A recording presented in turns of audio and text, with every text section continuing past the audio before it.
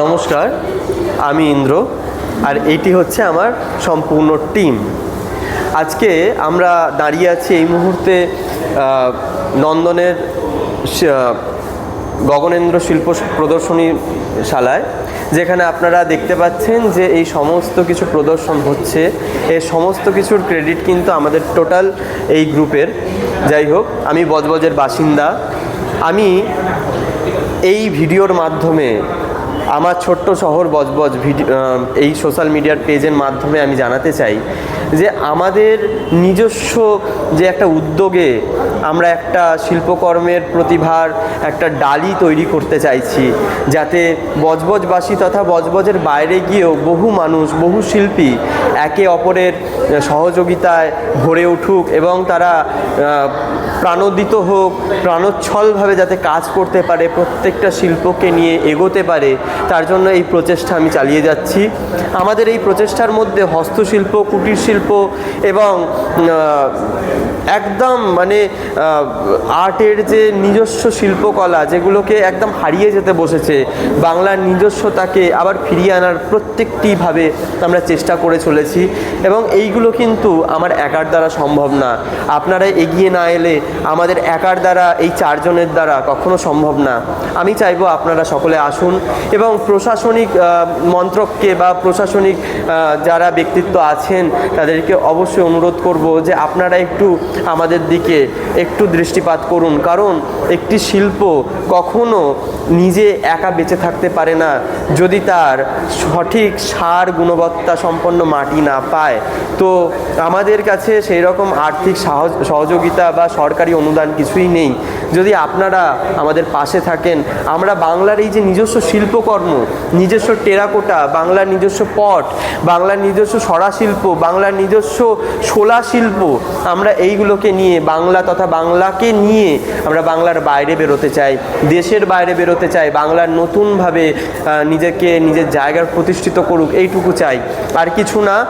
যারা বজবজের বাসিন্দা তথা আঞ্চলিক সেক্টরে আছেন, কাছাকাছি আছেন, যারা শিল্পী, যারা এই মুহূর্তে দাঁড়িয়ে এইসব কাজের সঙ্গে যুক্ত আছেন, তারা অবশ্যই যোগাযোগ করুন আমাদের সঙ্গে।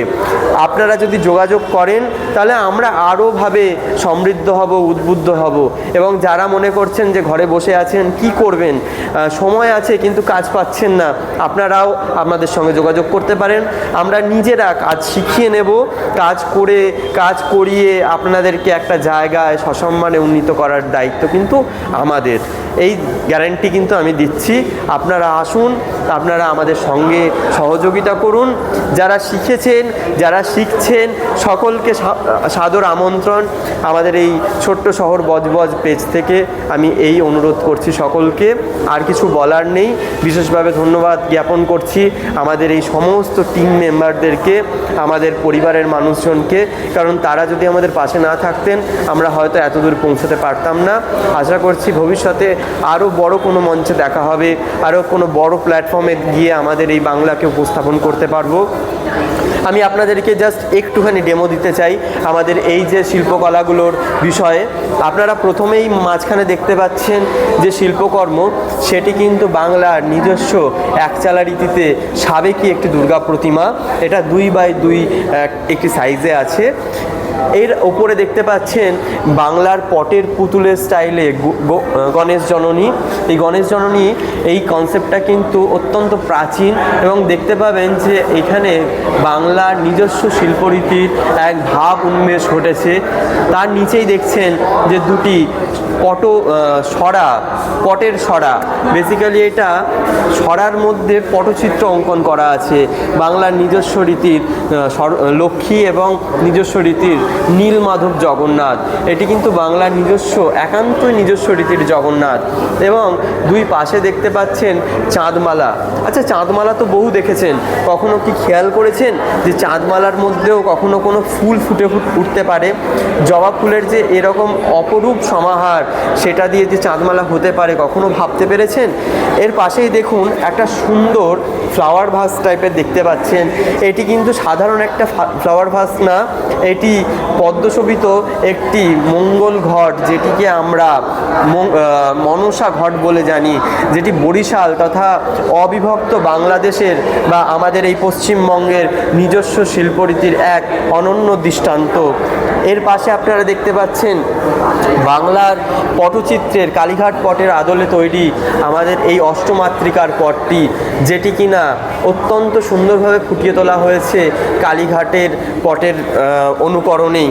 এবং এর ওপরে আমরা কিছু বাংলার নিজস্ব রীতির শোলার কাজ দেখতে পাচ্ছি, একান্তই নিজস্ব স্টাইলের।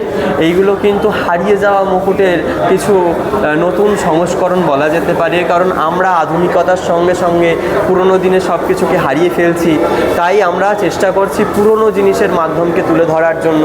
ওইদিকে দেখতে পাবেন যে কুলো এবং পাখা, তালপাতার পাখা, মাটির কিছু জিনিস যেগুলো আমাদের মাঙ্গলিক দ্রব্য হিসাবে কাজে লাগে।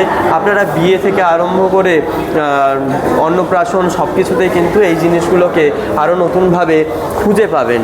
তো এই যে সমস্ত বিষয়টি, এই যে সমস্ত উপস্থাপনাটি আপনাদের কেমন লাগলো?